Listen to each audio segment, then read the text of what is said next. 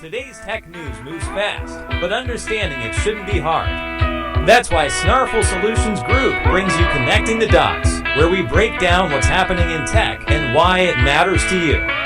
Now, let's dive in with your hosts. Welcome back to Connecting the Dots, the show where we take the biggest news hitting the markets and the tech sphere and translate it into real-world insight for you. I'm Alex. And I'm Morgan. Today is Thursday, December 11th, 2025. And wow, we have three stories today that really, they really show the battle lines being drawn for 2026. They really do. It's all about control, isn't it? Yes. Who controls the content? Who controls the platform? And who controls the narrative itself? Absolutely. The tension is palpable. Yeah. And you can see in the markets, we had a pretty interesting close yesterday. Yeah, the Dow Jones had a moderately positive week. It was up, about 0.34%? Right, fueled largely by some stability in those big content stocks. But that enthusiasm, it didn't really spread everywhere. The S&P 500 was basically flat. And Bitcoin took a real hit. It was down over 2%, settling back towards that $90,000 mark. It just shows, legacy industries are maybe finding their AI footing, but the future of the web, still a bit of a roller coaster. Well, that's what we're here for. Today, we are synthesizing the trends that define this moment. Disney's massive, and I mean massive, $1 billion AI bet. Google fundamentally transforming the web browser as we know it. And the wild political drama swirling around the sale of CNN. It is a lot, so let's jump right into the Morningstar Tech article report. But first, a quick word for our sponsor. We want to thank Old Glory. If you have that one person on your holiday list who's just impossible to shop for. We all have one. We all have one. Especially if they're a techie friend who appreciates those unique, iconic pieces, Old Glory is the place to go. They're the iconic music and sports fan merch store. Yeah, everything from vintage concert tees to really specific team memorabilia. Great stuff. And we've got a special offer for you. If you use the promo code SNARFL at checkout, you get 15% off your entire purchase. That website is oldglory.com. Okay, so let's unpack this first story. The House of Mouse taking a huge financial risk. Or maybe it's an extremely calculated preventative measure. I think it's the second one. The $1 billion investment in OpenAI is huge, yes, but the content licensing agreement, that's the real story here. Right, because this isn't just Disney throwing money at a hot tech company. No, not at all. This is Disney setting the terms of engagement for the entire content industry in the age of generative AI. They are becoming the first major content partner for Sora, OpenAI's video platform. And for ChatGPT Images. Yeah. And they're paying $1 billion in equity to do it. Exactly. And that $1 billion, you have to see it as more than an investment. It's a statement. Disney is intentionally setting the market price for licensing high-value IP for AI training. So they're basically saying, you want to play with our toys, it's going to cost you, and it's going to be on our terms. Precisely. For years, the fear has been that AI would just scrape copyrighted material without paying for it. Disney saying, nope, we're not going to be a victim. We are going to take control of our destiny. And ensure their IP is licensed responsibly and expensively. And what this means for you, the fan, is actually incredible, though we won't see it until early 2026. The Disney Vault is opening. Right. Over 200 animated, masked, and creature characters. We're talking Disney, Marvel, Pixar, and Star Wars. I mean, the biggest names in entertainment. Mickey Mouse, Lilo and Stitch, Elsa. Iron Man, Darth Vader, Yoda. All of them will be available for user-prompted, short social videos generated by Sora. It basically turns being a fan into an interactive experience. Okay, but hold on. This seems a little counterintuitive.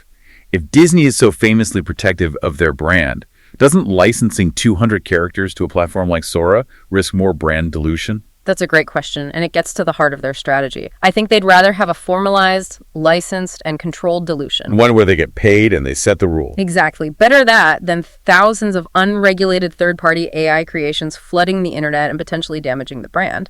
By being the official source, they get to define the sandbox everyone plays in. And the most important rule in that sandbox, the most important guardrail for the creative community, is what is not included. Yes, they were very specific. No talent likenesses or voices are part of this deal. Which has to be a huge sigh of relief for actors and voice actors who are, rightly worried about all this. Absolutely. So you can generate a short video of a Star Wars creature on a cool planet, but it's not going to look or sound like any specific actor. Mm-hmm. Disney is drawing a hard line. The character IP is licensed. The human performer IP is protected. And it's not just an external play. This deal is going to fund internal transformation too. Right. They're becoming a major OpenAI customer using those APIs, which for you at home is basically the secret handshake that lets different software talk to each other to build AI into their own creative pipelines. They're giving ChatGPT enterprise licenses to employees. They're embedding this into Disney Plus Part. This is a top-to-bottom commitment. It's going to fundamentally change how Disney operates. So Disney paid $1 billion to establish control over the creation of content. Which is the perfect pivot to our next story. Let's look at how Google is applying that same mindset to the very infrastructure we use to access that content, the browser itself. That's right. Google is taking the power of its AI, Gemini, and embedding it directly into the mobile interface you use all day. They've finally brought the built-in Gemini AI experience to Chrome for iPhone and iPad. Finally, feature parity with desktop and Android. Yep. And this is a real power shift. For anyone who's constantly reading, researching, trying to pull key takeaways from dense reports, that friction is basically gone. That constant dance of copy, switch tabs, paste, switch back. It's what Google is trying to eliminate. So now, if you open Chrome on your iPhone, that little Google Lens camera icon in the address bar is gone. It's replaced by the Gemini Spark icon. And that's a key. You don't go anywhere, you're reading an article, you tap the Spark, and boom, a button pops up that says Summarize Page. In seconds, you get the key insights. Or you can ask it to create an FAQ about this topic, and it'll do it based on the page you're on and related sites. The utility is just immense. Think about it. You're trying to get through a super technical paper for work. Instead of getting bogged down in jargon, you can just ask Gemini to explain it in a simpler way. Or modifying a recipe. You're having a dinner party, you can ask it to instantly scale the ingredients or adjust it for a dietary need, like gluten-free. I actually did that the first day it rolled out on my desktop. I had to modify a complex baking recipe from my nephew who's gluten-free. It worked perfectly. It was a genuine aha moment. It's no longer a tool you go to. It's a co-pilot that's always with you. And that's the core difference here. Google is turning Chrome into a native AI browser. It's not just a window to the web with some add-ons anymore. The AI is baked right into its DNA. And this is Google's competitive shot across the bow at those new AI-first services. Right, like OpenAI's ChatGPT Atlas or Perplexity's Comet. Those tools make you switch environments. Google is trying to keep you right there inside the Chrome ecosystem. It's the battle for being the default entry point to information. And by making the browser natively smart, Google is betting you'll just stay with Chrome for everything. And just as a quick aside, the new Chrome update, 143, also has some solid security upgrades for iOS, biometric checkout support, enhanced scam detection. Which we are always happy to see. Security and utility, hand in hand. Okay, so from tech integration to media integration, and a political lightning rod. Let's pivot to the sale of CNN. This has gone from a standard business merger to a full-blown political drama. This is where control gets really messy because it starts to intersect with regulatory power. Warner Bros., Discovery, or WBD, is fielding two massive rival bids. And both have really complex implications for CNN's future. The first bid is the huge Netflix deal. Right, and under that proposal, Netflix would get the studios and HBO Max, but it would spin off the traditional TV networks, including CNN, into a whole separate company. Then you have bid number 2, the hostile takeover attempt from Paramount Skydance. And they want the whole thing, the studios, HBO Max, and all the TV networks, CNN included. But what's really unprecedented here is the level of external political intervention this merger has attracted. President Trump publicly stated this week that it is, and I'm quoting, imperative that CNN be sold. Either as part of the deal or sold off separately. He was very clear in his reasoning, stating that the people running CNN are, quote, either corrupt or incompetent. And shouldn't be rewarded with money from a deal to continue, quote, spreading poison because it's lies. And then he took the extraordinary step of saying he would be involved in the government's review of the deal. Which is just, we have to know, presidents are not traditionally part of the regulatory M&A review process. This signals a highly, highly unusual level of interest in a corporate deal. And the plot thickens when you look at the money behind the other bid, the Paramount Skydance bid. That hostile takeover is backed by a group that includes sovereign wealth funds from Saudi Arabia, Qatar, and Abu Dhabi. As well as Jared Kushner's affinity partners.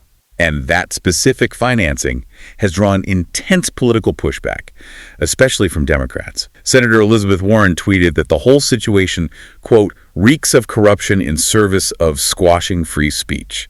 Now, we have to emphasize we're just impartially reporting the facts and the statements from the source material here. We're not taking a side in the political dispute.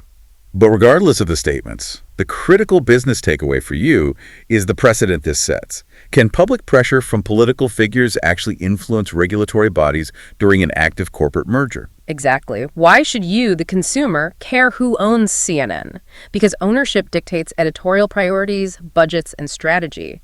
This isn't just a political squabble. It's a battle over who controls the information landscape you consume every single day. It's a stark reminder that in 2025, a corporate merger is never just about the balance sheet. So true.